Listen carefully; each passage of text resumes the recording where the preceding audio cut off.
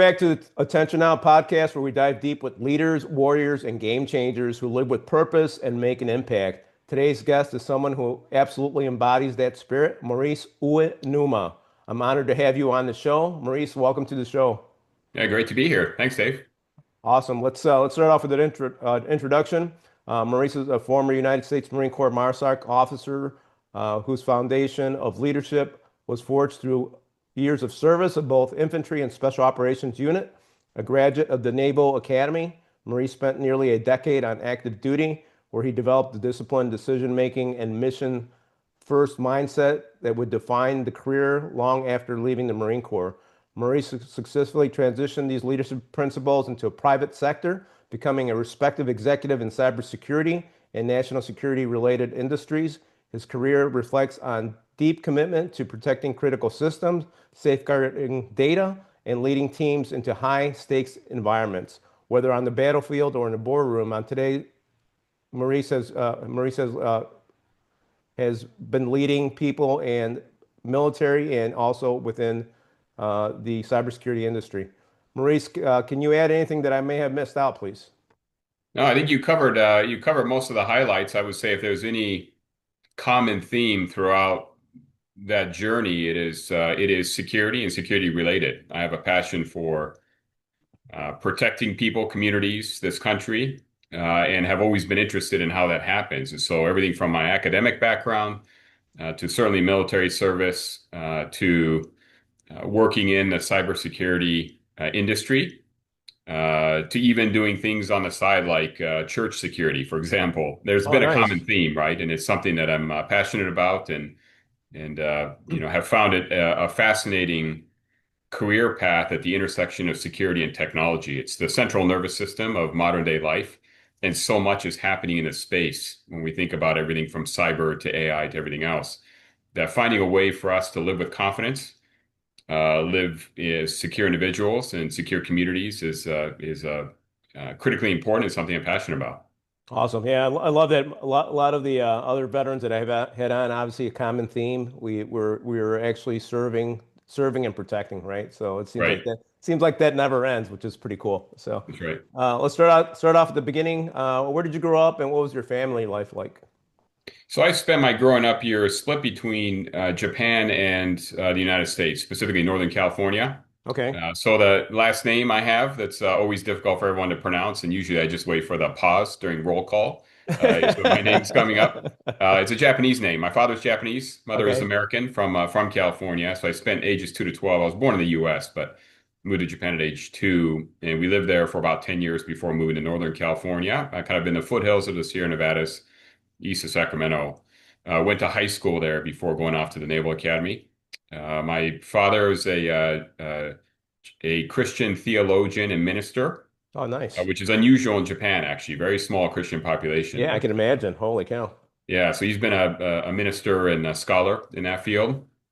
And then my mother is trained as a physician, has a medical degree, but then soon thereafter kind of left the field to raise her 3 kids, of which I'm the oldest. I have 2 younger sisters. And really fortunate to come from a family of loving parents and parents who emphasized hard work and education and really did not set mental boundaries for us. They kind of Okay. had this mindset of whatever you want to do, you can make happen. And they said this, by the way, in an environment where we didn't have a lot of resources. I mean, my father was the single breadwinner, and a minister and theologian in Japan is not a lucrative business. And so we didn't grow up with a sort of a lot of natural resources or coaching or things that would allow someone to say, hey, I'm going to go off to a prestigious university and have a great career and live a comfortable life and all those things. But they instilled in us very much this passion for purpose, passion for our faith, an interest in the world, and an encouragement to go far and wide. And so I left California, went east to the Naval Academy, started my academic and military career there. My other 2 sisters also went, to great universities in other states and have pursued their passions and family and professional life since. That's awesome. It sounds like you had a great upbringing and you learned a great value that a lot of people don't have is morals and values nowadays, which is pretty cool. Yeah, Uh, absolutely. what inspired you to go to the Naval Academy? So I always had an interest in the military, which was kind of an Okay, innate thing. And it's interesting to talk to, it's interesting to think back to my background and to talk to others who had a right, similar just passion and interest, right? And it wasn't because of the family environment, actually. There was no military background. I mean, my grandfather on my mother's side had served very briefly in World War II, as had many grandfathers from that era, right? right. But there was no other military tradition or interest or careers, but it was just something I was interested in. At the same time, I knew that education was the key. I wanted to Okay, get the best education I could, and I always believed that that was the key to whatever I was going to do later in life. And in high school, I learned about the service academies, and for me, it checked all the boxes. It was academically rigorous institutions that also developed the whole person, focused on leadership, focused on character development, had a physical element, right? Physicality, there you physical go. training, sports, and everything Right. else, and was also a pathway into a military career. And for me, that was bingo, everything I was looking for. And so from about my sophomore year, I was just all in on going to the academy. Awesome, awesome. And how did you decide the Marine Corps after you finished?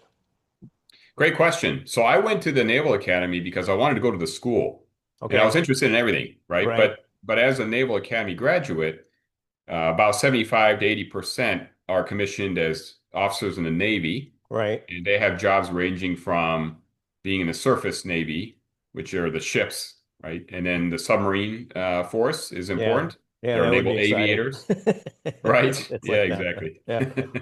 There are naval aviators, right? We're the generation that grew up on Top Gun, so a lot of them wanted to be the next Tom Oh Cruise. yeah, that makes sense. Small, niche interests in the SEAL community and those kinds of things. But the Marine Corps was very well represented there at the Academy. And I would attribute that as a major factor because they had excellent officers, staff NCOs there that were the epitome of military professionalism, character, discipline, Okay, focus, and they were impressive. And when I thought about the kind of culture that I wanted to be a part of and the kind of persona that I wanted to develop into, okay, they stood out. interesting. And that was for me the single biggest factor in wanting to go in the Marine Corps. Secondarily, I was interested in ground combat Okay, as opposed to more technical fields like submarines, for example, right? I mean, you got to manage a nuclear reactor underwater, right? It's a highly technical activity. You have the people are serving the machine, so to speak. But when you look at uh, the Marine ground MOSs, when you look at special operations, those kinds of things, it's very much about human performance. Not that the others aren't, but it's very much about getting that team to go into harm's way and do something challenging. And I was attracted to that. love it, love it. And so you graduated and wanted to becoming infantry officer right away. Is Correct. that right? Yeah. Okay. I actually went to graduate school. There was a program out of the Oh, you academy did? Okay. that allowed me to uh, get my undergraduate requirements mostly done in about 3.5 years, but I still had to Okay. be at the academy. But applied to and was accepted at Georgetown University and began commuting there my last semester. And then right Okay. after graduation, I was assigned to Marine Barracks, Washington at 8th and I. Oh, nice. Okay. And I didn't have any duties there. Right. It's a storied and remarkable place to be associated with. I was just administratively assigned there while I was a full-time student. So Okay. no evening parades, no drill for me. But I was able to go to Georgetown. It has the oldest and largest school for international relations in the country, and specifically, I focused on national what they called national security studies at the time. Oh, Uh, wow. and so Okay. I was able to go deep into questions on how do we try to ensure national security? How do we uh, work toward and strive toward a more secure and peaceful world and so forth from an academic standpoint, which was interesting. So I did that before going down to Quantico and continuing my training as a newly minted second lieutenant. Wow, that's incredible. So you would you're definitely a big believer in education if you went up going to Absolutely. Georgetown afterwards. So I think Naval Academy is a good still a good path to take nowadays, right?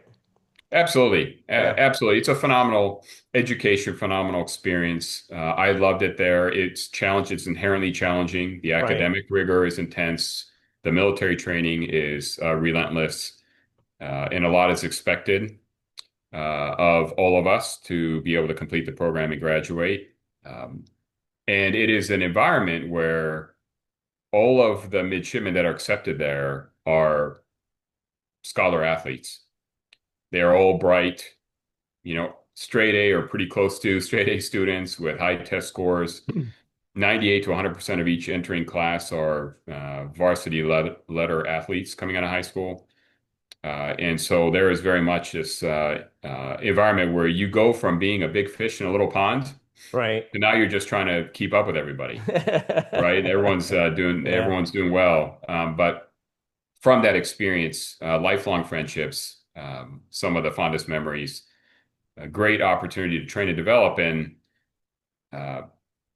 since then, I've had the opportunity to interact with aspiring midshipmen, right? Those that are wanting to get in. I've served on the local congressman's selection board Oh, wow. because each Okay. congressman nominates Yes. young men and women who are interested in service academies. And that process has just continued to instill confidence that we have excellent young men and women who want to serve for the right reasons, who are bright, capable, going to be the future leaders. And I'm happy to see that they continue to fill the ranks of our service academies. That's awesome. I didn't know you did that.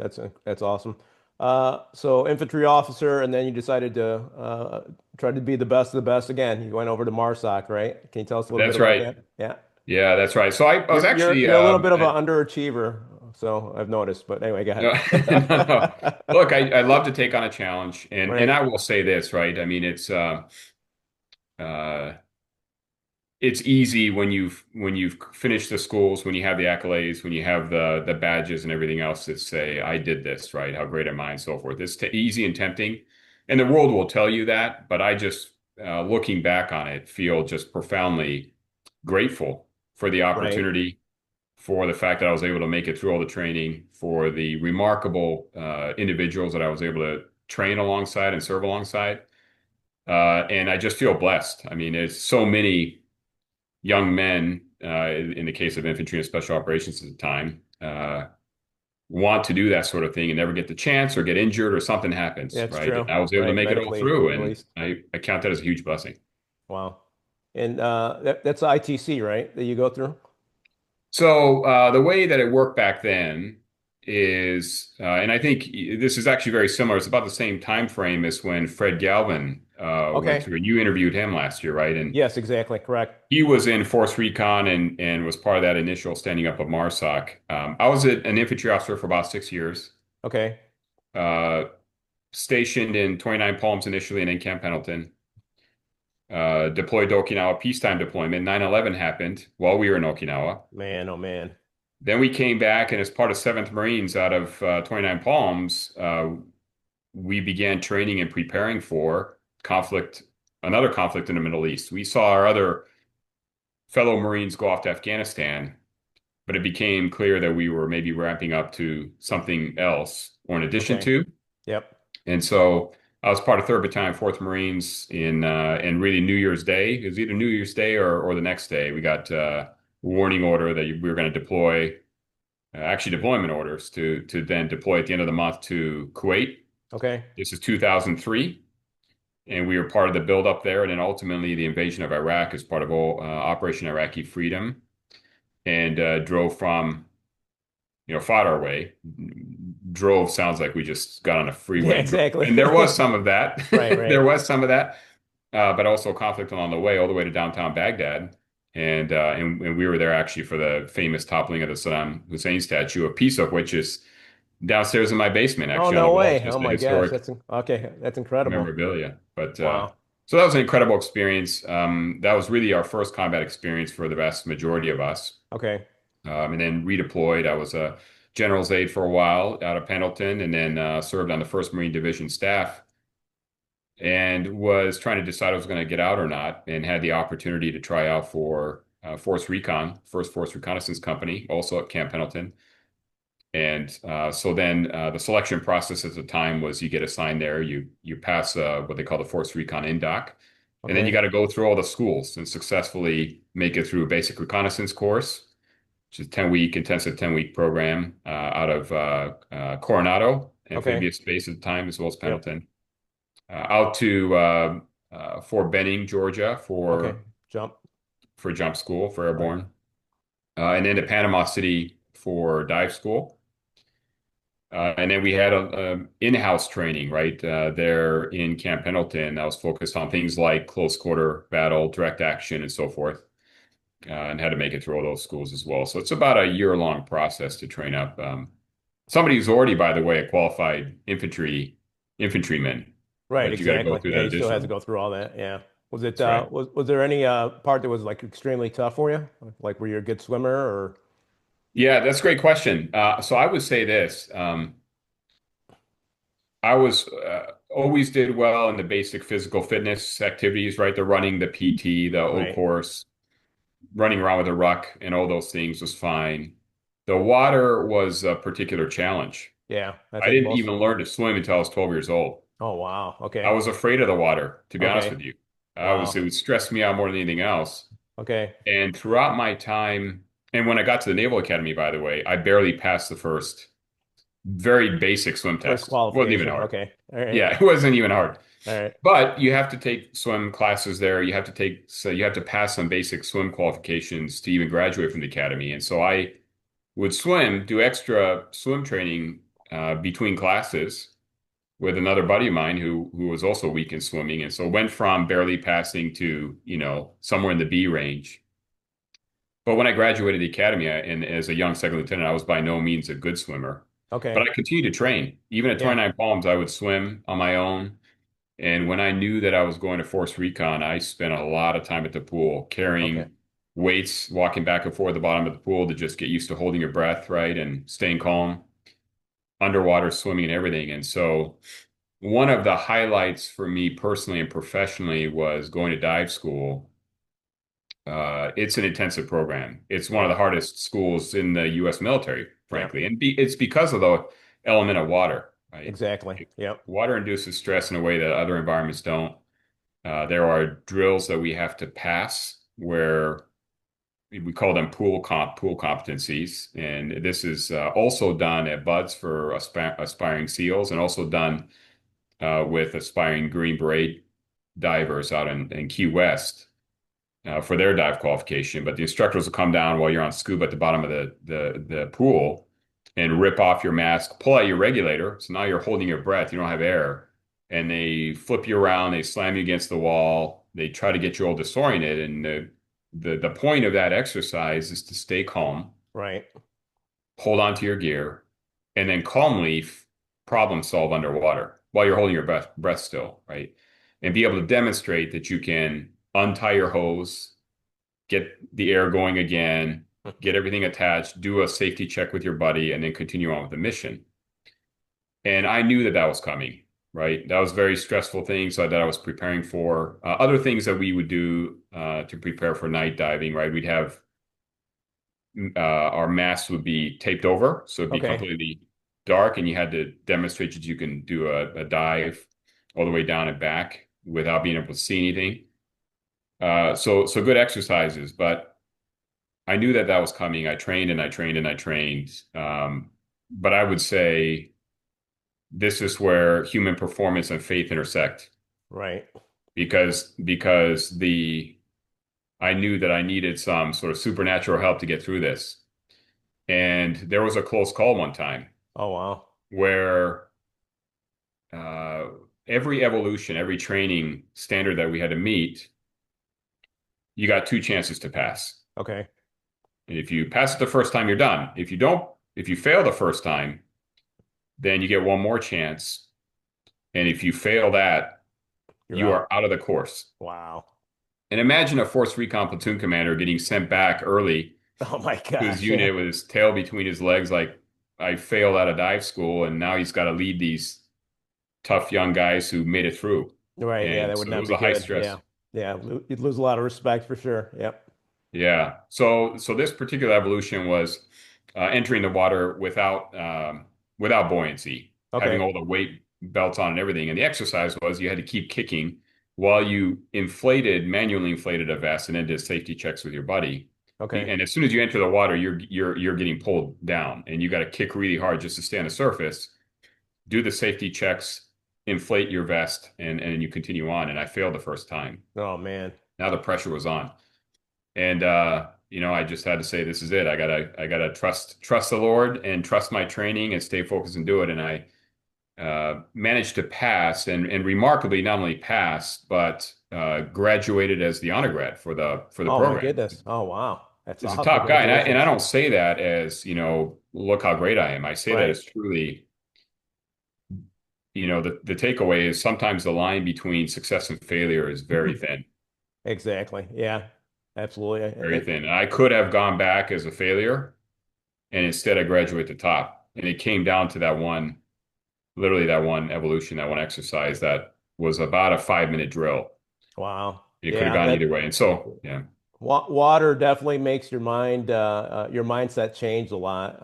I don't know if you know Prime Hall. I had him on here last yeah, year as yes, well. And he has his yeah, underwater training school as well. And he actually helps a lot of civilians, change that mindset and help people with PTSD and other stuff as well. But that was great that you're able to change that mindset, make you work harder and achieve. Like, so that tells you a lot about the way life works as well, right? It's like, hey, don't yeah, give up. Stay in the game, keep fighting. Things could change in 5 minutes or overnight sometimes. So I love that story. Thank you for sharing that. yeah, certainly. What was the most valuable lesson you learned in the Marine Corps? So many lessons, right? So many lessons. It's hard to pinpoint one, but I would highlight several. I think certainly grit is important, Right. right? Yep. That's just to get through the training, to get through the missions, to do the job. Grit is certainly one of the things that we are relearn every day. Teamwork is incredibly important. Like no matter what you do, it is the team's performance that counts at the end of the day. And Right. it's an important lesson for individuals, especially highly competitive ones, right? That want to be Right. the best and so forth. We have to set that aside at some point. It's tough to Right. do sometimes, right? Yeah, it Say, look, is. this is about us. Right. And then countless leadership lessons Okay. about how to earn and maintain trust and confidence of those you lead and get the job done. And the Marine Corps can be very unforgiving in some ways, but also very forgiving in recognizing that a lot of us are young officers, young NCO, staff NCOs, right? And we learn as much by screwing it up as we It's do by true. succeeding. You're right. Yeah, that's how we gain experience, right? We don't Yeah. come out of the box with a lot of experience. So, and I think we're both getting gray hair. So, Yeah, that's right. Yeah. the Yeah, every experience time I keep. go, yeah. Yeah, every time I get my hair cut, I look down and say, whose gray hair is that? And definitely mine. So the experience keeps coming, which is awesome. That's right. Uh, what was the toughest or the hardest challenge you faced in the Marine Corps besides the swimming? Was it The hardest challenge. It's a good question. Hmm. I think this is something that probably all leaders go through, and I think it's probably uh, maybe particularly acute for those of us who went through a very extensive training program to become officers in particular, right? is going from the theoretical to the practical, right? Okay, You yeah, can learn all sorts of wonderful things, and they are wonderful things about leadership and strategy and tactics and weapons deployment and everything else, all the technical skills that we need to learn, all of the theory around leadership, all of the history of how we fight and win wars and everything else. And then there's day-to-day reality. And day-to-day reality often is not that sexy, frankly, right? It's yeah, that's not true. Yep. grand and glorious history making. It is just the basics of getting a group of young Marines who have all their each individual strengths and weaknesses, and some of them bringing baggage and distractions from home and wherever else, and trying to get them and us to work as a team and perform. And sometimes it's mundane things. It's, hey, we just got to clean weapons in the armory today, right? It's we got to go out and do some basic drills because those basic drills, when they become muscle memory, are gonna make you more effective downrange. 100%. Yeah. And making that adjustment, I think, is something that was in fact just that. It was a big adjustment and at times challenging. Yeah, absolutely. Yeah, I was just talking to somebody recently, and you know, getting the gray hair, I figured it out a little bit more. But the old 80/20 rule, you know, I never learned that till a little bit later. It's like, and I always got frustrated. It's like, why aren't these people performing? You know, even in the Marine Corps, right? Even with officers or leadership, it's like, but you got to keep that in mind that everyone's growing and learning. So, Yeah. which is tough, but it's hard to deal with when you're a top performer and you want to get things done. It's like, come on, everyone, let's get you know, let's make this happen. It doesn't happen right away. So Yeah. that's a hard challenge as well. Yeah, that's right. Yeah. And there's a bell curve wherever you go, by the way.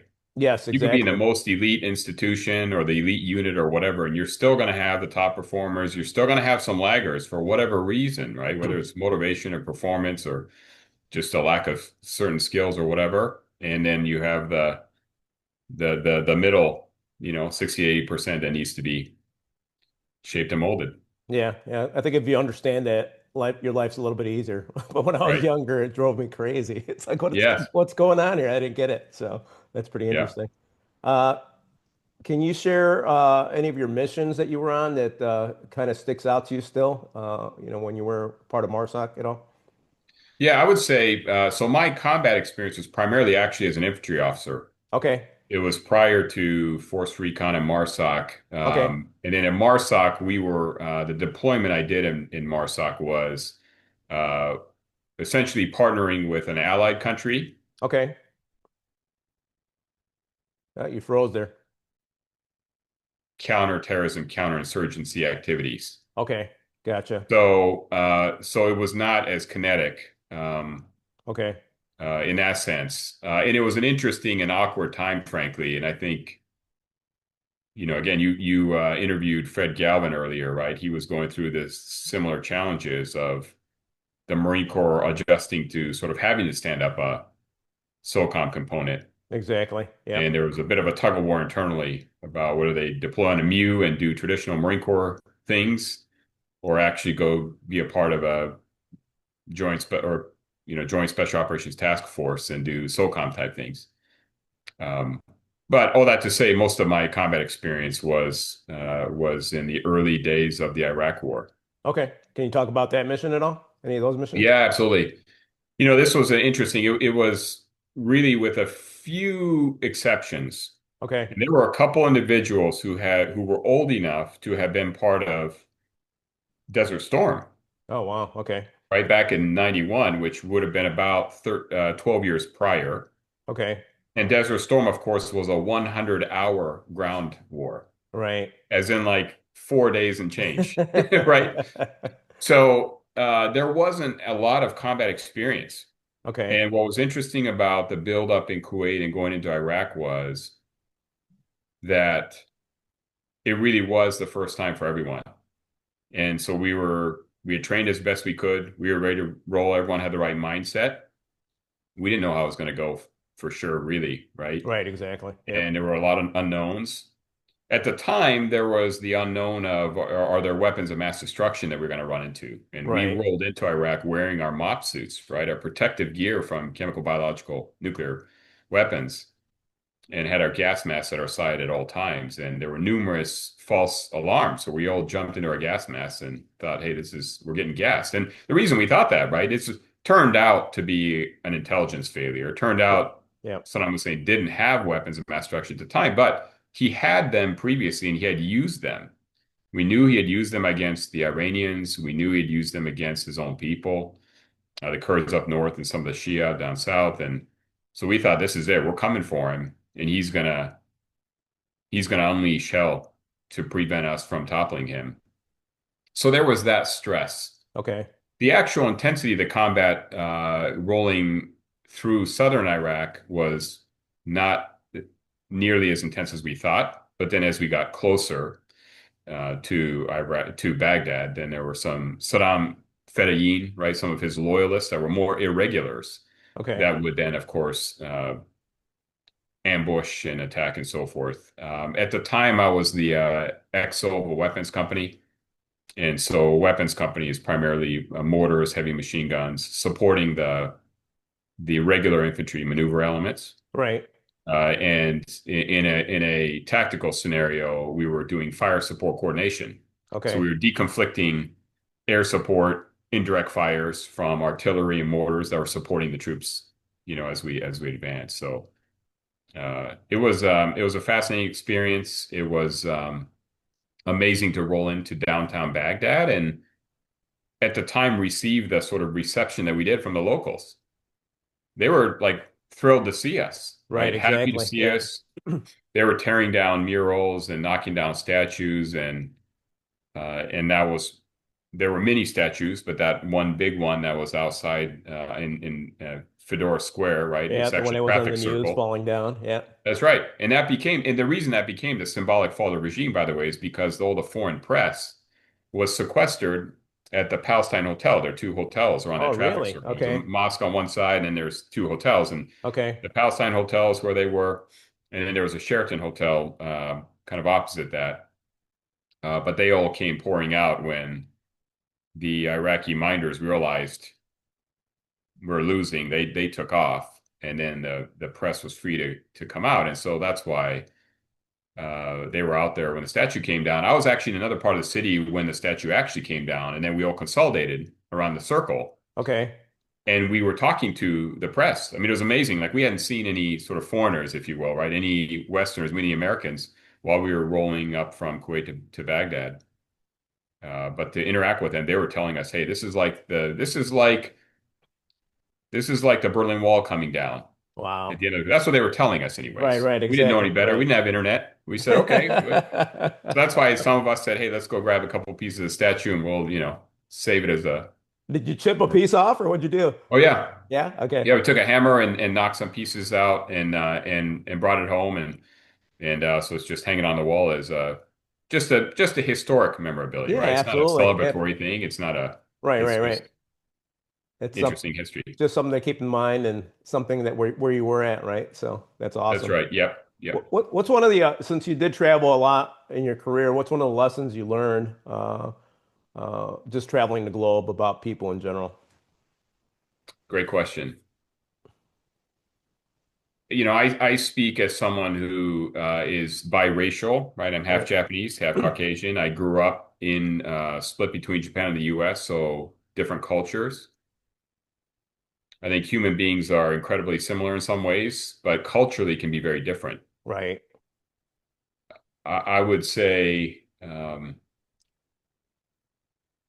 sometimes some people make the mistake of assuming that somebody in another culture must be just like us and must kind of think and feel like us. Exactly. That Yeah. tends to be, by the way, I think generally an American phenomenon Okay, because got we're it. a country of so many different cultures and we're used to having people that look different and have, oh yeah, I'm Italian and I'm Mexican and whatever, right? And we're used to associating in a similar culture. And so we assume when we go to another country, it must be like that. And They we must be the sometimes same. miss very important cultural differences, right? End up inadvertently offending people or missing cues or whatever. Other cultures, and I would say Japanese culture is like this tends to assume that if you're different, you must be so different that there's nothing similar. And then they're kind of surprised to learn, oh no, we're humans too, right? We have similar um, passions, interests, and so forth. But I will say that, this world is made up of rich diversity of just wonderful people. And I don't have any sense of, one group of people being always right or better than Right. another group. Yep. And even as someone who's very, proud of our country, and I think we have many wonderful attributes about our culture and about our form of government and about how we live as a society, we have our faults too. And so being able to appreciate the good and the bad and being able to discern that is, I think, an important skill and a hard one to gain. Yeah, it's amazing how similar we all are to each other, right? It's something that people forget. And I Yeah. never thought of it in this big picture. We were talking about the 80-20 rule. got to look at the world in an 80/20 rule as well, right? So, which is Yeah, that's right. interesting. Yeah. Yeah, Yeah. which is And you have interesting. good people everywhere. That's important to remember too, right? But Right. Yep. as a man of Christian faith, I would say, we're all created in the image of God, and I think that's important to remember. Image of God doesn't make us deities. What it means is we reflect his design. Right. We have agency, we have conscience, we also have moral responsibility. We have value inherently, and that Right. applies to every single person, regardless of where you happen to be born. And for all of us to remember that is, I think, an important. Yeah, and I think speaking of faith, I mean, Jesus traveled all over, right? And he saw different values, and still loved Right? people, and still tried to help people no matter what. Didn't try Yeah, to push people, but if you wanted to be part of his team, he was there. He was there to help you out, whatever you needed, which is pretty cool. yeah. Uh, what keeps you motivated and moving forward every day?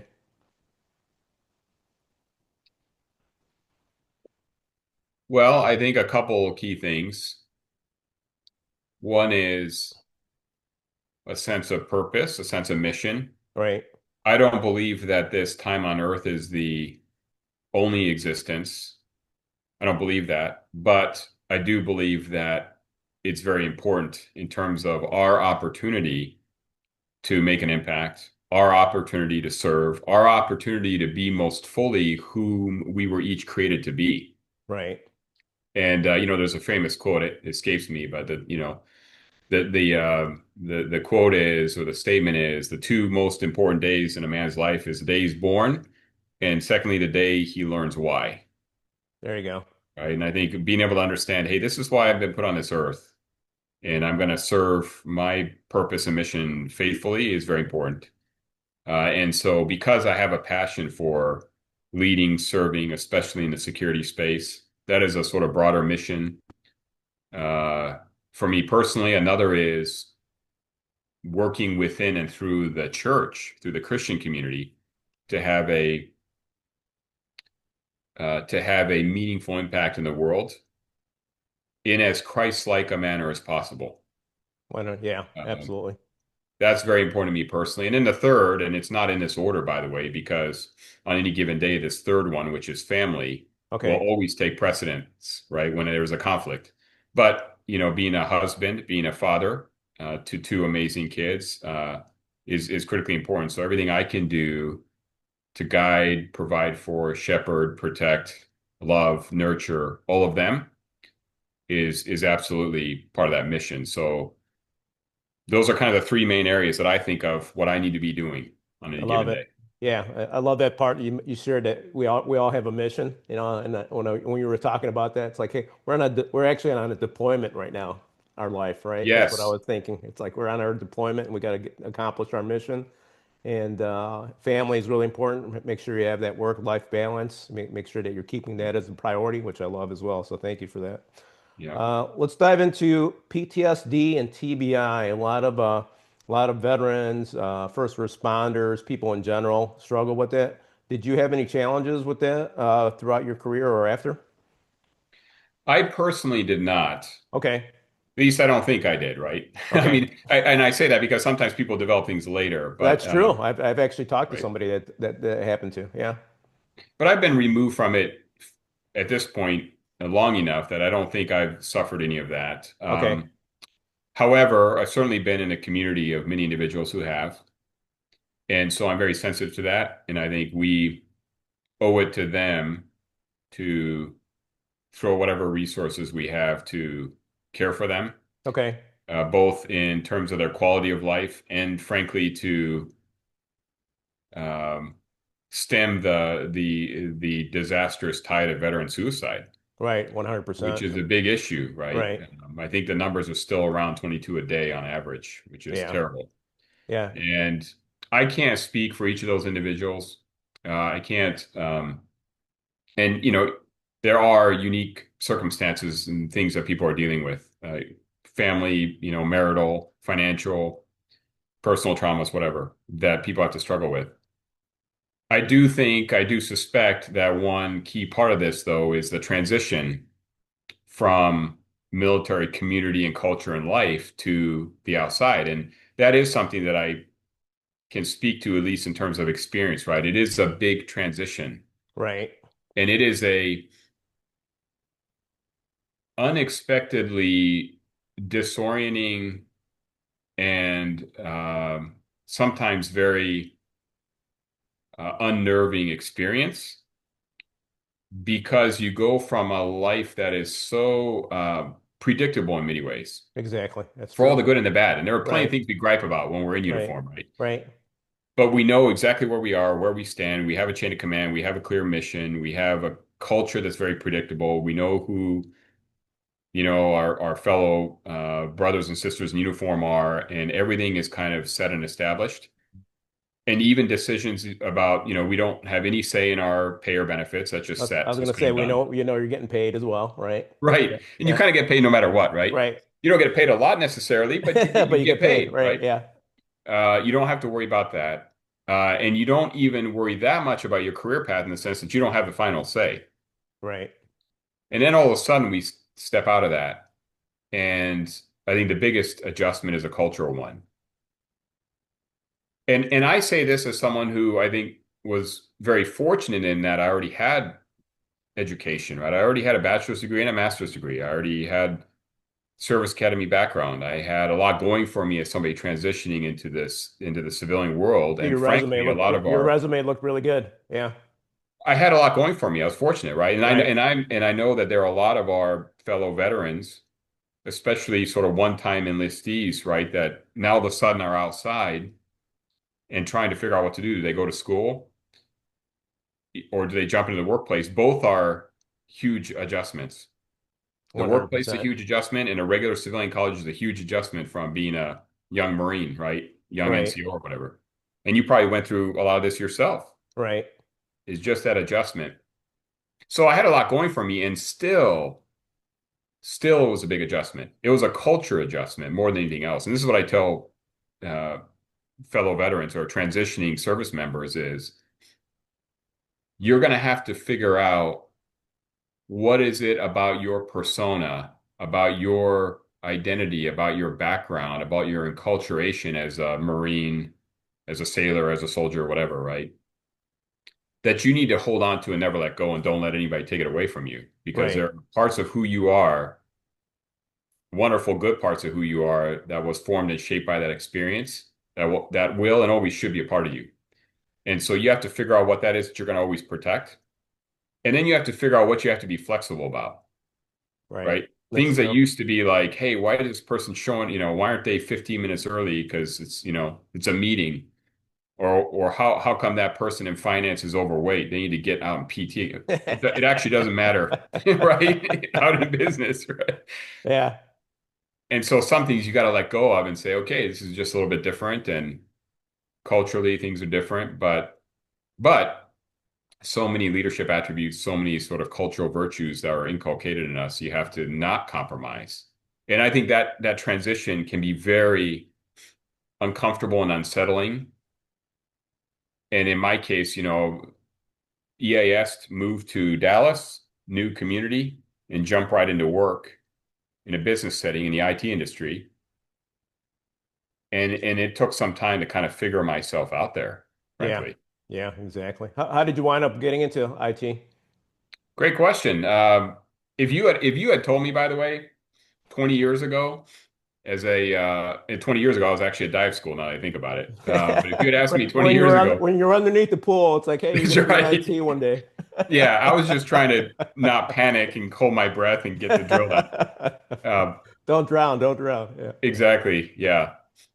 And worse yet than drowning, of course, is to panic, bolt to the surface, and get kicked out. That's actually worse than drowning, right? Drown and fail. Yeah, Yeah, exactly. exactly. I would rather drown. But I would say if you had told me 20 years ago that I'd be in a technology space, that I'd be a businessman doing things like go to market, sales, business development, I would have said, you're crazy, have no Right. interest. What is that even about? Well, it was frankly out of a lot of ignorance back then, right? I had a Okay. Yeah. certain stereotypes and assumptions about this kind of work. I actually love this kind of work for a number of reasons.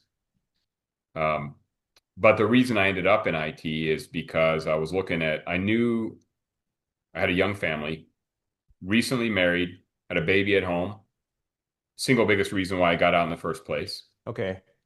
Uh, and and I wasn't going to go back to school. I already had a master's degree, and a lot of transitioning, especially transitioning junior military officers, will go get an MBA or whatever, Right, right? exactly. You already did that. Yeah. That's their adjustment. I didn't have the time, couldn't afford to anyways at that point, and I just need to get to work. And so I was open to a lot of things, but it was actually a Naval Academy connection. Oh, there you go. Yeah. Ross Perot is a Naval Academy graduate, Okay. right, who then got into the IT space and became a billionaire building and running IT companies, ran for president and so forth, right, as you may recall. Yes. But actually a master chief who retired about the time that I graduated and was commissioned, but he was master chief at the Naval Academy, was at that time working for Ross Perot and made the introduction. And because of that, he had me go out there and meet his leadership team, and they ended up hiring me. And I was very fortunate for that because it got me into the technology space and learning a new industry with a little bit of room to maneuver, a little bit of top cover, Okay. and time to ramp up. Awesome. Yeah, I love that. Yeah, networking is very key to your success as well, right? Yep. Surrounding Yep. yourself around the right people, right? Makes a huge difference. And That's you know, right. for veterans or non-veterans, you know, make sure that that's one of the basic principles that a lot of people that are coming on here as guests are talking about. It's like surround yourself with the right people, right? Yes. So, but Yes. I On that love it. point, by the way, I heard something that I think is so right, is we all like to think that we're, independent, autonomous agents and we're not easily influenced by other people or Right. what we read or watch or whatever. And the reality is we are. We need to just be honest with ourselves that we are, and we have to be careful then about what we feed into our brains and who we surround ourselves with. And I heard a quote some time ago that said, "You are the average of the five people you spend the most time with." Yes, 100%. Yeah. I don't know if that's how true that is, but certainly they have an impact and an influence, right? And we influence each other. So to your point, we absolutely have to be highly selective about who we spend time with.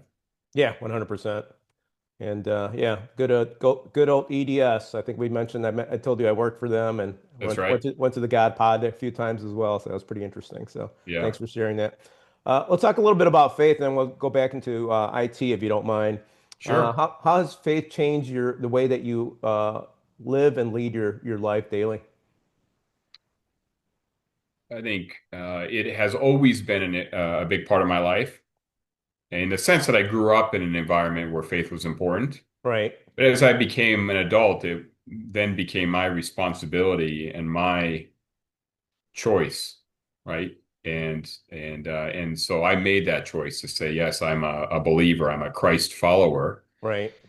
That doesn't automatically make me any different or better, other than the fact that I now know who I serve and who I aspire to follow. Right. And Exactly. then it's a journey.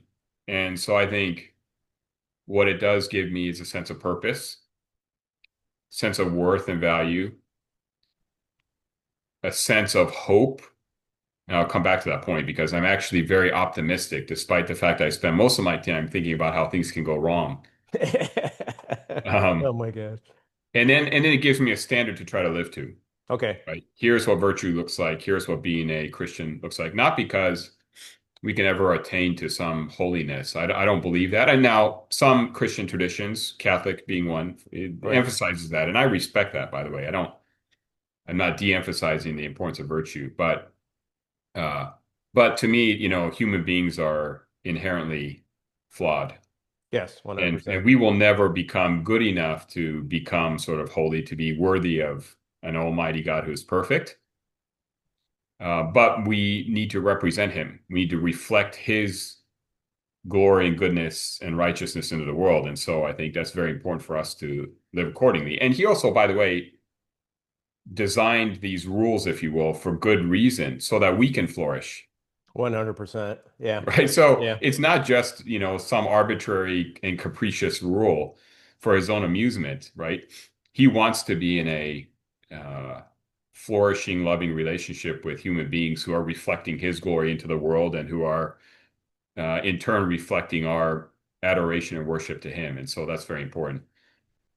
So all of that influences how I think about my personal life and how I think about the world and how I think about what I should be doing and how I lead my family. And ultimately, to come back to that point, it gives me great hope. Not because I think this world is ever going to be of our own making ever perfect, but because if I look at the story of the Bible, of the scriptures, there's a lot we don't know. There's a lot we don't understand. But the future is about ultimately the Almighty God fixing everything, Right. making the world, including Earth, including us, the way we were meant to be originally before we became corrupted, before we screwed it up, before things fell apart, before pain and suffering and sin entered the world. And so that gives me hope. It gives me a reason to say, hey, this is not just living for the moment, so to speak. This is building towards something that is going to happen in the future. And I have the privilege, the opportunity, the joy of being a part of it. Yeah, 100%. I'm on the same page with you, brother. So thanks for sharing that. How do you keep God the center of your focus for like body, mind, and spirits daily for yourself? That is it's kind of like saying, how do I stay physically healthy, right? How do you Yes. stay spiritually healthy? Well, you got to do the Yes. daily disciplines, right? You got to do PT, you got to get out and exercise and eat Yep. well and sleep well to be physically fit. You have to do the same spiritually. And so for me, it's kind of the four disciplines of prayer, worship, reading the word, knowing Yep. the scripture, and then fellowship, being around others who are of the faith to encourage each other. So uh, I always set aside some part of the day. This year, I'm reading the Bible through again from cover to cover. Takes about a year to do if you read, 3, 4 chapters a day. And it's the third time I'm doing it. And it's always rewarding. It can be a grind at times when you got to go You, through. you always learn more, right? Each Always time. learn more. Yeah. That's right. That's right. And so I think that's important. Being a part of a church community is important. Fellowshipping with others and holding each other accountable and encouraging each other is very, very important. So it's daily discipline is, I would say, the key. Yeah, I agree. I started doing that unfortunately not at a younger age, but later, and it makes a big difference. It's like you were saying, like just like working out, you can't just work out one day a week, right?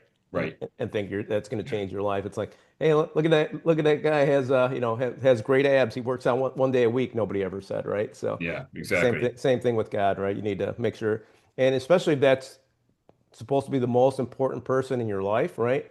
It's like how would that work with a relationship if you saw somebody one day a week? That wouldn't work out very well. Exactly. That's So, right. Yeah. Yeah. Yeah.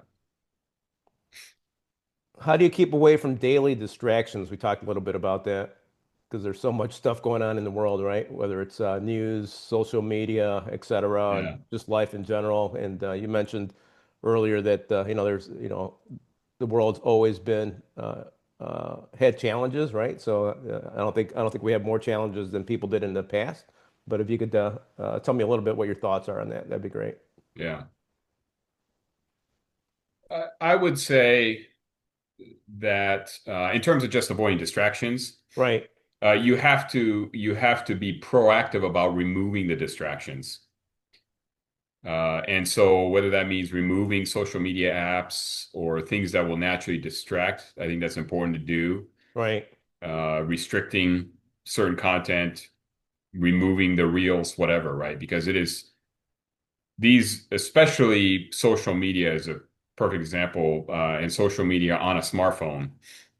It's right next to we need our smartphones for very legitimate things, for work emails, for banking, for all sorts of things that we need it for legitimately, but literally one press away is all sorts of content that is literally algorithmically optimized to distract and actually knows me pretty well right, based on literally where I slow down on a scroll, what I tend to look at, where my eyeballs go, right? right, That's how good they are. And so we have to recognize that and be disciplined about removing those distractions, staying focused on the mission. I think it's particularly challenging these days because there's a certain sense of heaviness. Certainly, I feel it, especially in this country at this moment. I'll just say that, right? And in the sense that I think people sense there's a lot of polarization culturally, politically. There are a lot of distractions. There's a lot of anytime something bad happens, it's amplified right, through media and so forth. One of the interesting things that I've looked into and kind of studied is people's perceptions of safety and security. Okay. In this, I'm now tying together sort of one passion I have, which is security and safety, and another, which is this topic, where people feel less secure than before because they are constantly seeing all the news stories about any bad thing that happens. Right, And exactly. anytime they see somebody who looks like a threat to them, that gets amplified and magnified through social and through search engine algorithms and through whatever news feed that they tend to choose to consume. And yet, what's interesting to see is, with the exception of mass shootings, violent crime in the US has actually steadily decreased for about 30 years. And I at first didn't believe it. And Right. yet, when you go back and look at all the legitimate, sources of data, whether it's FBI statistics, it's data collected from the thousands of law enforcement agencies around the country, or where they're looking at actual crimes that they know about, as well as survey data like Pew Research and so forth, where they'll try to capture data on people who might have been victims of crime, but they were maybe never reported, right? Like, Okay. were you the victim of abuse at home? It was never reported to law enforcement, or statute of limitations expired, or whatever. You triangulate all that, and all of that data shows very consistent trend that violent crime in the U.S. peaked in the 90s Interesting. on a per Okay. capita basis, population adjusted, and has continually decreased, and then it's sort of stabilized, and then there have been some bumps here and there, right? There was an increase in the 2020 and so forth, but then it's kind of come back down again. And every time I say that to people, they don't believe me. Yeah. And I'm like, look, I'm literally, please prove to me that I'm wrong, right? Because I'm Right. looking at all the source of data I can possibly Show me find. otherwise if I'm wrong, right? Yeah. Yeah. And I say that as just one example where uh, perception affects how we feel about things, right? Right. Now, some things are bad, right? I mean, mass shootings is something we didn't really worry about so much 20, 30 years ago, and has now become a thing, sadly, and I'm sure there are reasons for it. Um, But all that to say, perception is important. We have this sort of sense of insecurity. We have political tension. We have economic and financial worries. People are worried about, is AI going to take my job? And now we're actually seeing this sort of weirdness in the economy where tech companies who are investing in AI are continue to do well. Now the Right. market just tumbled the last couple of days, so maybe we'll see. But point is that you have all of this investment and wealth generation around technology, and yet there's still sort of persistent unemployment, and now it's harder to get a job, especially in the tech sector. You have big tech companies laying off people at the same time that Right. they're. So I say all that because I think all that weighs heavily on us. That's the sense I have. I feel it personally. That's the sense I have talking to other people. And for me, the way forward personally is, number one, as a man of faith, is us Christians in particular, we have a story, a message of hope. Right. We need to be more vocal about that and less about our political opinions. Let's say, look, we 100%. know how the story ends. Right. We're going to go through some bad times. We know how the story ends. So let us focus on being salt and light. Let us focus on the fact that there is hope. Let us focus on the fact that um, we believe in a God who loves us, who is making everything right. And then as Americans, I would say, hey, and especially as veterans, by the way, Right. the military has done a phenomenal job of taking people from very different backgrounds, ethnically, racially, socioeconomic, whatever, United them. Yep. and united us, right? Yep. Made us the same team. We know how that process looks like. Right. There's the More Perfect Union, by the way, Jake Harriman. I don't know if you've connected with him, but if not, I'll make sure you connect because he'd be a great guy, Yeah, a that'd be guest great. on your podcast. Okay. But he's another Force Recon Marine, by the way, Naval Academy Okay. graduate, a year or two ahead of me, who has really focused on this effort of trying to build bridges in communities and leveraging our lessons learned as veterans to try to make that happen. I love it. That's awesome. So I know Terrific. I was all over the place in No, answering and covered a lot of topics, but I think it was great. Yeah. I think something that I do, I just unplug from pretty much everything, right? yeah. So I'm just working on my mission, trying to help others.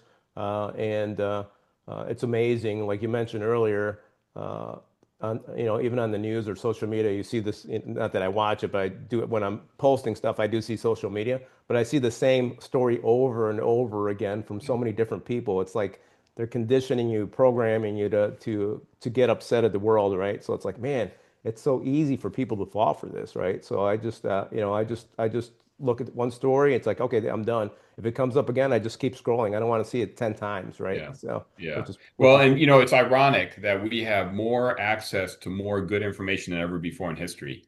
Right. We And can people aren't literally taking access advantage of it. all, Wow. right? We have more access to all the richest scholarly works of history. We can get frontline, firsthand eyewitness accounts because someone is literally videotaping live something is happening. We have access to all this information, and yet, in many ways, we become more insulated because we end up in our echo chambers, right? Right. That's We're true. we're we're we're sharing information with Hmm. others that agree with us. We are, and the algorithms are a huge part of that because, like you said, they they're all about engagement because that's what drives their advertising revenue. So the Exactly. more time you spend, but what causes us to stay on there is something that is going to engage, enrage, or inflame us. Right. It's not going to inform us, make us more, give us a more nuanced understanding of a complex political issue. It's just going to get us mad because some triggering thing that somebody extremist on the other side said, and we get upset about it. Yeah, I think we have control of what we put into our mind, right? Like you mentioned before, Yeah, when I was growing up, all we had was an encyclopedia, right? I had right. either go to the library, we wound up getting some encyclopedias eventually, but it's like, man, and I Yeah, remember reading those. It's like, man, all this information is so awesome, right? yeah, It's like, right. but now we have all that at our fingertips, and most people are looking at stuff that's getting them all riled up versus going out Yes. there and getting some good information. So I love that. So let's get into back into IT now. So you're doing cybersecurity, and what else are you doing besides cybersecurity? Yeah, that's right. So I've been in the cybersecurity space now. After I left Pro Systems and Dell, we were acquired by Dell. Okay, yep, Then I I remember worked that. actually at cybersecurity nonprofits. So it was Oh a wow, nonprofit okay, out of DC.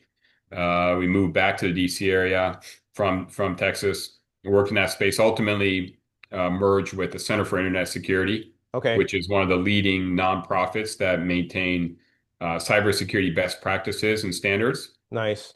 So they're the ones who work with subject matter experts from government, industry, and academia to say, here is how you protect yourself. Here are the technical standards for securing an operating system. That's Here, similar to like NIST. yes, yeah, Okay, exactly. So NIST okay, actually is the under the Department of Commerce. okay, got it. They're one of the key standards bodies. Okay. So I work both with NIST and actually, sorry, both with CIS and NIST, Oh wow, in the okay, sense that I actually co-chaired a working group of okay, volunteers under a NIST program where we publish guidelines on the workforce. Like, here's how the workforce can help protect the organizations they're a part of oh by wow, implementing best practice standards published by CIS and NIST and a couple others.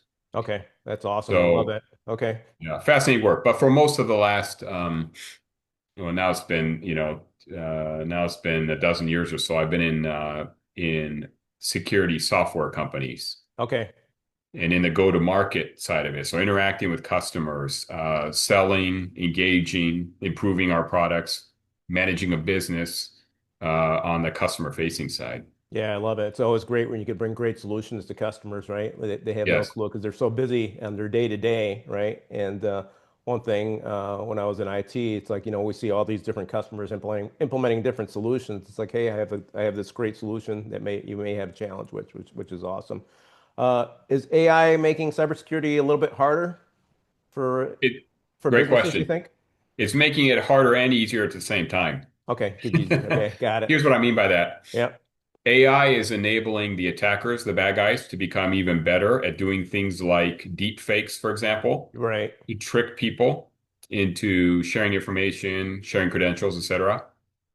Vast majority of cybersecurity attacks still have a human component, meaning that somebody who is a legitimate member of an organization, right, is an employee that has access to enterprise systems and databases and so forth, somehow gets tricked into sharing that access. Man, I've seen that AI helps them so do much that. throughout years.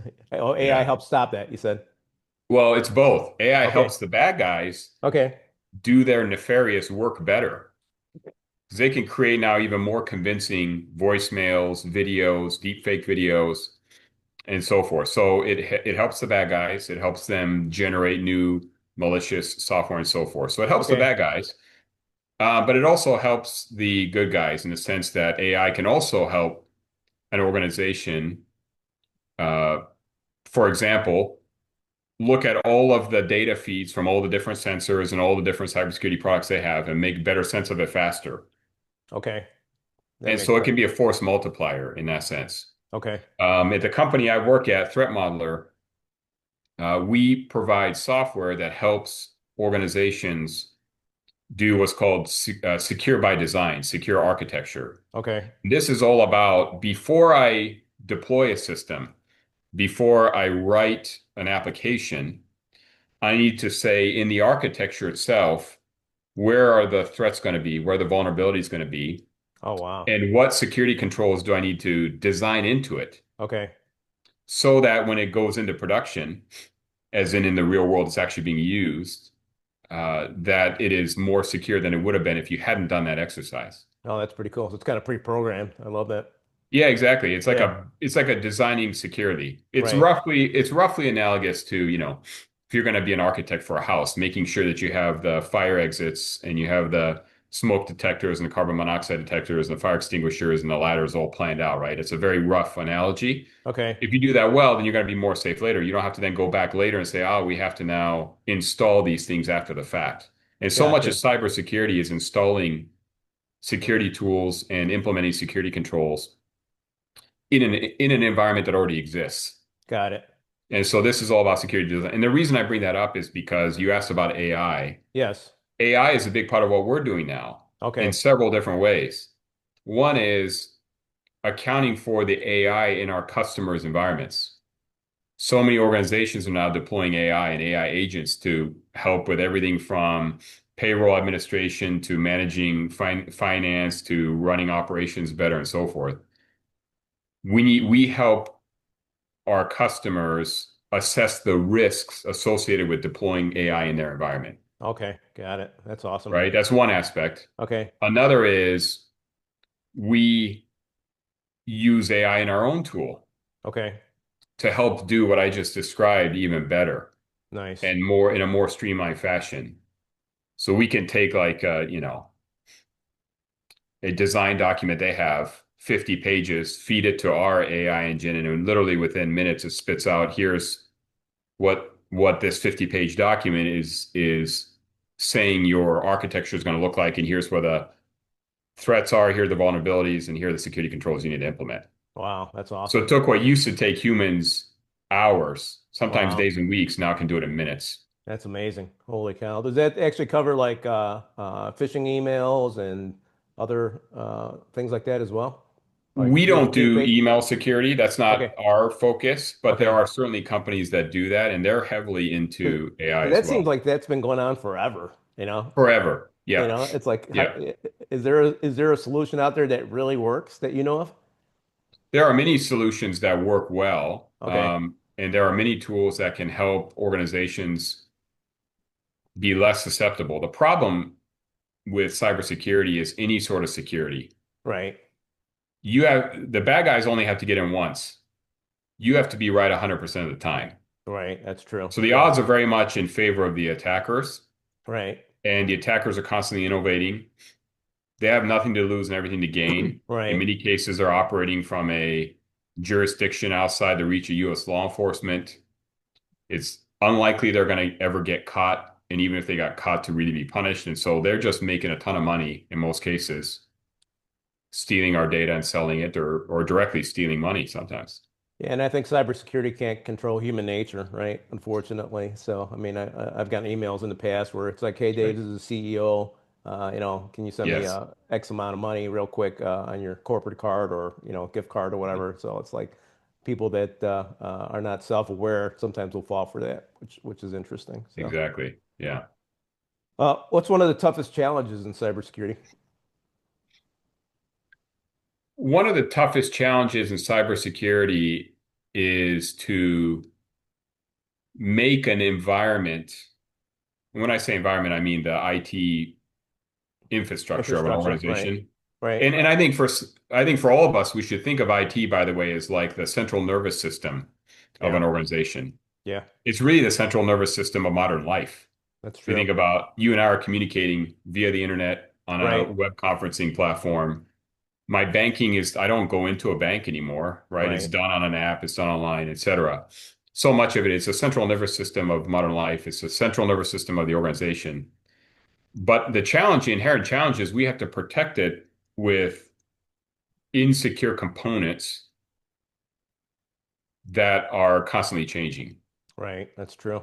It's not static. And so what I mean by that is you could have the smartest, best cybersecurity team with all the latest, best tools.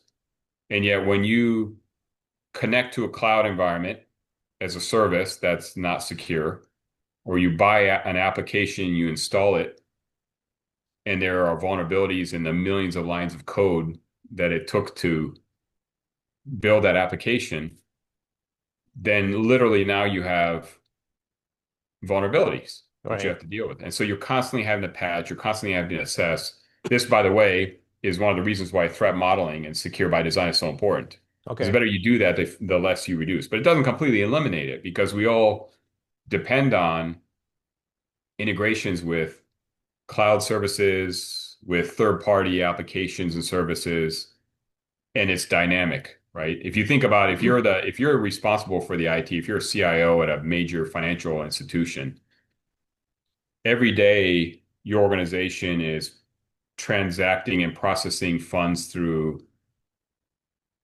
other services and other banks. There are connections with those other entities, right? Every day you're worried about updating your customer's banking app. Right. And you're updating because you gotta make it more secure and you gotta make it more interesting and relevant for them. And oh, there's a new feature, but every time you roll out a new feature, there's a risk that there's insecurity in that new feature. Man. Right? It's constantly Yeah. dynamic. And so it is that's the big challenge, I would say. Yeah. It's like it never stops, right? So, Never I mean, stops. if there was this, I mean, like you said, it's always dynamic. The bad guys are going to always try something different. So yeah, it's pretty amazing. It's Uh, analogous. Let me share one more analogy because I think this is one of the better ones. Is yes, people absolutely. think, can't we make, an organization like a country or community or building? Let's lock it down, let's secure it, guns, badges, doorway, locks, whatever, Right. and we're good to go. It's more like the human immune system. Every single day, we are bumping into microbial foreign objects. Different points of entry. Yeah. Yeah. And our immune systems are literally constantly counteracting it and adjusting. Every once in a while, the virus gets in and replicates enough and we get sick. We get the cold, flu, whatever. And then once that happens, you either survive and you develop immunity or you die, right? Those are the two, those are Right. the two Right. options. Exactly. Yeah. And so cybersecurity is like that. It's a dynamic environment where you constantly have things bombarding the organization. You have to constantly build a resistance to it. Yeah. That's a good point. Thank you. Uh,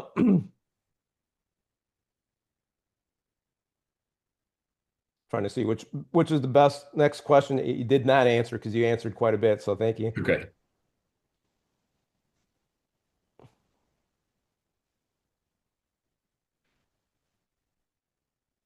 I think you answered that one already. Any new emerging threats people should be realizing about cybersecurity that's coming out recently? I The know two that. big emerging ones, there are many, but the two real big ones are AI and quantum computing. Okay. So AI, because AI can be such a powerful enabler of the bad guys, and because implementing AI within your own organization can introduce new vulnerabilities and risks. Okay. So AI is the big one. I mentioned quantum computing because quantum computing is really traditional computing in the sense that it's deterministic. You have a certain input and there's a certain output. What quantum computing and it's predictable every time, and it's like a math equation, right? Okay. Whereas AI, the one of the challenges of AI is you could ask the same AI algorithm, same question, same prompt, and it'll give you different answers, That's true. right? It's giving you the sort of the probabilistic, the best likely answer. What quantum does is it can take regular computing and speed it up many, many times Okay. at the rate. And the reason that's significant is because it is, at some point, there is the risk that quantum computing can break most standards of encryption. Oh, interesting. And encryption is really what allows us to do all this, right? Because Our banking transactions are encrypted, our personal data, email, photos are encrypted, and so forth. And if the encryption can be broken, and the bad guys can literally unlock everything that's already out there. Wow. And that's a big risk. So there are emerging what are called post-quantum cryptography standards. NIST is at the forefront of that Okay. to develop technical standards that can resist quantum computing. So even if, we know, for example, that China as a nation state, malicious actor in the cyberspace, they have actually been collecting encrypted data on people around the world that they cannot decrypt, but they're Oh, still wow. stealing it. And the They're just reason is hanging on to because it. Wow. they think maybe in the future when they can They'll be able to decrypt it, crack it. they'll crack Wow. it. That's amazing. Holy cow. Yeah. So that's another reason why there's a lot of heaviness Well, on our What's everyday lives, right? what's the number one thing that organizations have done, being in this cybersecurity world for so long? That's the single point of failure for most companies. Like, so let's say you're a brand new CISO for a new company. What's the first thing you would look at to make sure you don't get hacked or Yeah. So in terms of cybersecurity strategy, yes. I would say the best place to start is the critical security controls maintained by the Center for Internet Security, because what Okay. CIS is doing is they're looking at all the real world breaches, real world Right. events. They're convening all the experts in the field, the practitioners, and saying, okay, what are the things that are going to have the biggest impact in helping me be more secure? Okay. And the critical security controls, right now there are 18 of them. Here are the Oh, top 18 things that you should do to make your organization secure. And within those 18 are sub-controls, and they group them by the maturity of your organization or how much sensitive data you have and so forth. So the CIS controls is a great place to start in terms of, like, if I were a CISO and I was starting a job, I'd pull that out and say, okay, this is my checklist. I'm going to make sure that I'm doing these things. The single biggest attack vector, though, which all CISOs know, is the human. yeah, It's the exactly. employee. Right. And Okay. so trying to make them more resistant, number one, to phishing is important. And number two, trying to prevent instances where if the human screws up, there's a backup control. Okay, gotcha. Okay. So not really one, but basically all those standards I think you would look at like Yeah. you mentioned. Awesome. Thank you so much. Let's take a look here. Looks like that's it for cybersecurity. Let's talk a couple last questions before we wrap up here. Um, Talk a little bit about success. If people are pretty much down in their life, they don't know what to do for succeeding, what would you recommend for them to do?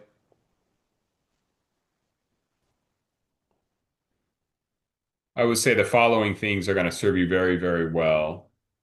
Number one, find people who have been successful Okay, and talk to them. there you go. Many times I think people get stuck in a rut, Right, and it could just be the environment they grew up in, right? I mean, none of us gets to choose the zip code or the family we're born into, and that still is the single biggest determinant, right, of things like income potential and education level and all that. So we have to recognize that, right? There are many people who we can and should help, but for an individual who's like, hey, what do I do? Transitioning service member, someone who is, say, grew up in poverty but wants to do better, is to meet and talk to people who can give you good advice.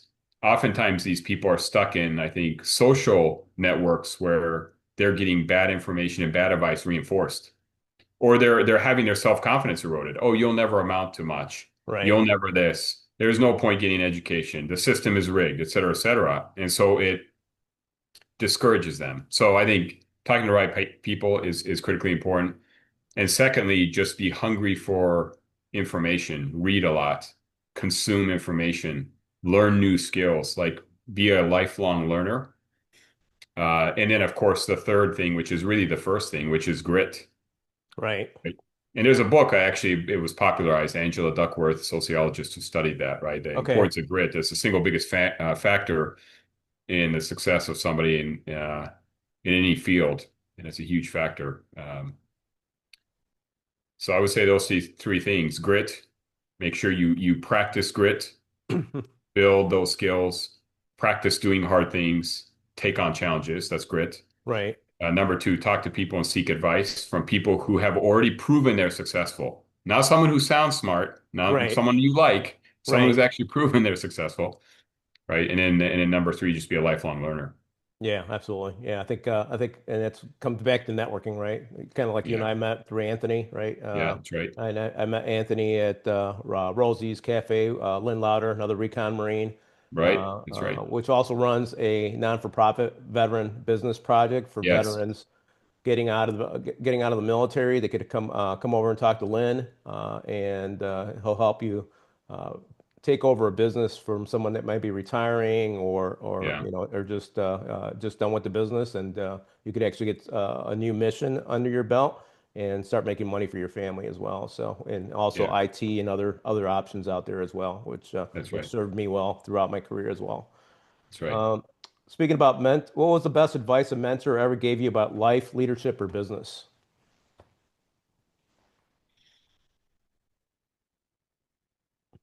I feel just remarkably fortunate at the number of just incredibly good humans, good leaders, good mentors that I've had throughout my life. I could Uh, tell. I could tell that you've learned a lot. right? Yeah. I mean, that Yeah. it's just it's a kind of wealth Right. that you can't replace. So I'm profoundly grateful for that. So it's hard to say what one is the best, but one comes to mind, and I never met him in person, but actually the late General Colin Powell. Okay.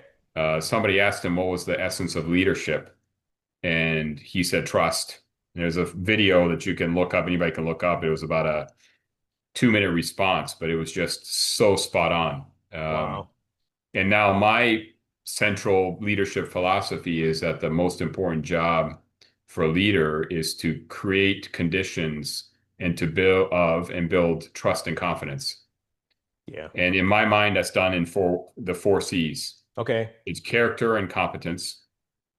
That's primarily the leader, but fostering it among your team, right? Being a person of integrity, having a good character so that you are trustworthy, worthy of following Okay. and listening to. And then, of course, competence, right? You have to be technically competent. I mean, you could be the most virtuous person in the world, but if you don't know the basics, you're going to be screwed.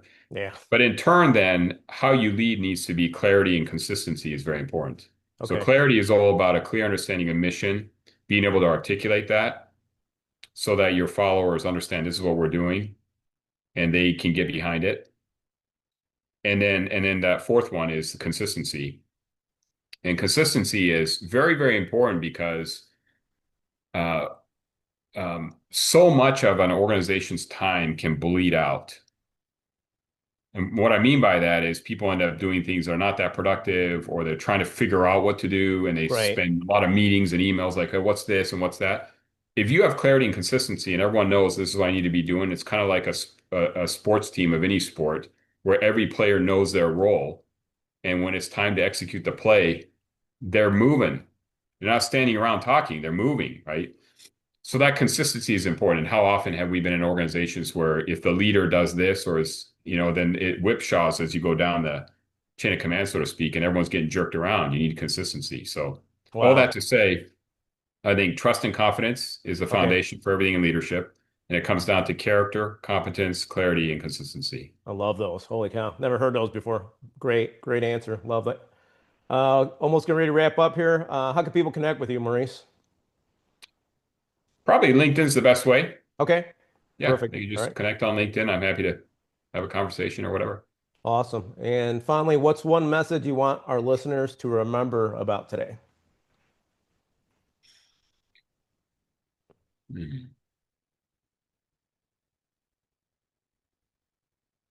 I think each of us has a unique place to fill in this world, a unique purpose. And I would want everyone to know, first and foremost, that they do have a unique place in this world. So many people are, I think, living lives of wondering if they have purpose, wondering if they are worth anything, wondering if they're good enough. Every single person has a divinely endowed, imbued value and purpose. And I would want people to know that, and I would want people to find what their purpose is. I love it. Yeah. I think we were all designed by the creator, right? To come here and to have a mission. And we just got That's to right. we have to find that mission, right? And make sure we fulfill it That's to right. his need. That's awesome. Perfect. Uh, well, it's been an honor to have you on today, Maurice. Thank you so much for your sacrifice, your leadership, and your example, and everything you talked about. Thank you very much for being on.